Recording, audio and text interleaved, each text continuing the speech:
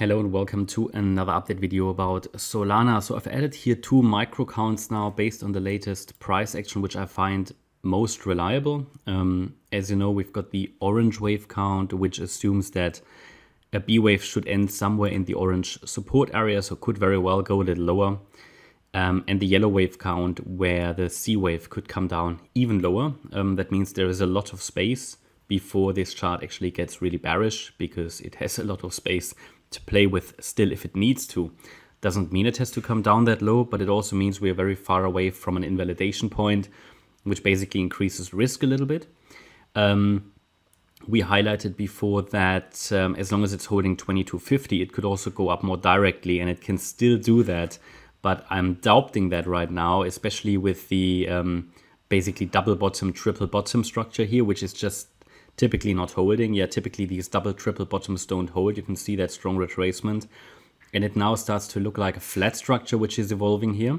So in the orange wave count, I would count that as an AB structure with a potential C wave in the making right now. Or in the more, let's call it short-term, more bearish wave count, this could be a 1-2 setup, yeah, where we could head down next in a third wave to the downside. They are both, however, overall bullish. It just all depends, I think, in the short term on the 2250 level. As long as we're holding 2250, it can also go up more directly. I mean, that's the nearest support. This is Fibonacci support. As long as we're holding that Fibonacci support, for example, a higher B wave is possible.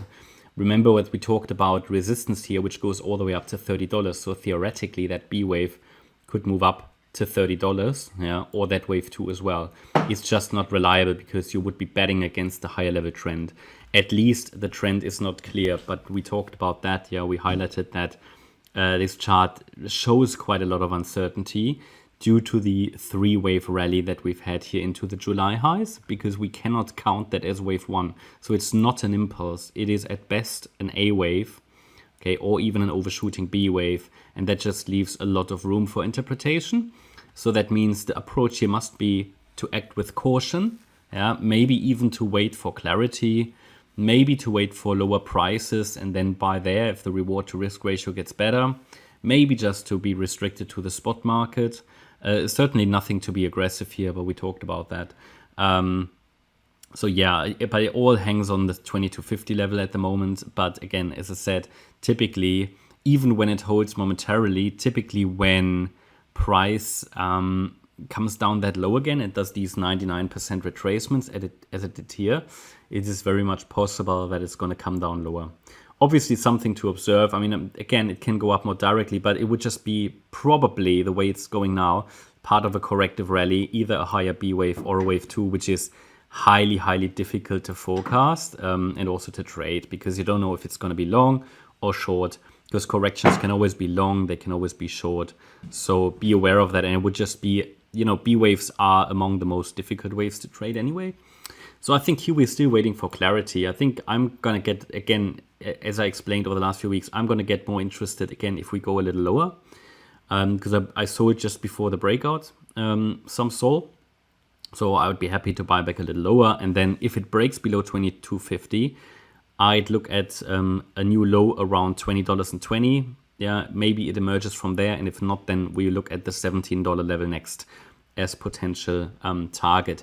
But hey, as I said, you know, these B waves, they can always extend higher. But for now, it looks like a B wave top might be in.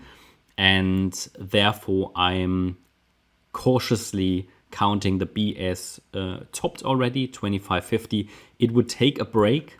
It would take a break, above, let's just add resistance here. It would take a break above 2475 to indicate that the B wave is extending. That gives you a very good level to watch for. 2475, and as long as we stay below that level, I would actually expect lower as per these micro counts. If something changes, I'll let you know.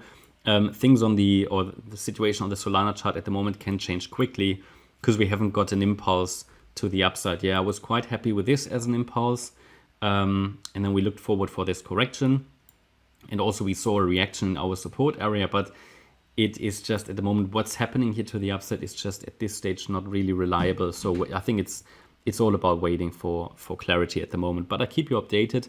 The micro count in these situations can change quite a bit, but the support areas shouldn't. So they are still fixed. They are still what you can refer to. They are your reference points on this chart. Okay, that's my update about Solana. I hope you liked the update. If you did, please hit the like button, leave a comment and subscribe. And if you really like the content, then please check out the channel membership. Thanks a lot for watching. Bye-bye.